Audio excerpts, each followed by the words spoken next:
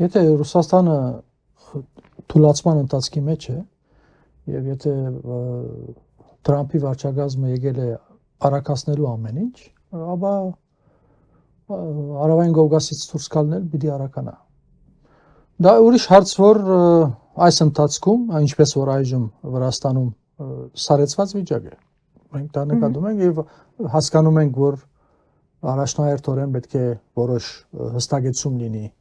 Մոսկվայի հետ ինչ է կատարվելու, նոր անցնեն Վրաստանի օրագարկին։ Հաստատ սարեցված է,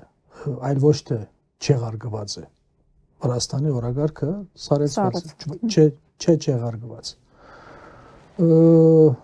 Գուցե ասել, որ ես բան չեմ տեսնում։ Շատեր, ինչպես ասեցիր, ոգևորվում են,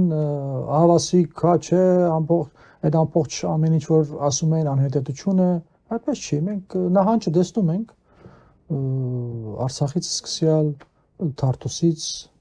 շարունակաբար Մեղրիից դուրս գալով, տեսնում ենք, չէ։ Սա այս նահանջը հենց այնպես չի լինում։ Սա թուլացման հետևանք է, ուրիշ հարց, որ Մոսկվայում այսօր էլ գա ծրագիր նորից Հարավային Կովկասը զավթելու։ Կա այդ ծրագիրը։ Ասենք գայսրությունները ինչպես միշտ ասում ենք, չէ, որ նրանք պլանավորված չէ, որ նահանջում են։ Նրանց մոտ նահանջը դեղի ունենում առնվազն բարդատրափար կամ փլուզման հետևանքով։ Մինչև այն ժամանակ, որ այդ բարդատրումը եւ փլուզումը չի եղել, նրանք անընդհատ փորձելու են իրենց այսպես ասած գործրած թիրքերը նորից վերականգնելու։ Այժմ այդ ժամանակներն են գաբրում։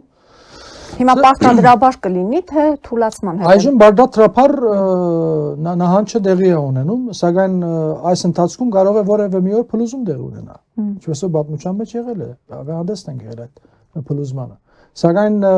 միաժամանակ այստեղ մենք նկատում ենք Միացյալ Նահանգների այս մարտավարությունը, որ նրանք ինչպիսի մարտավարությամբ փորձում են վարվել,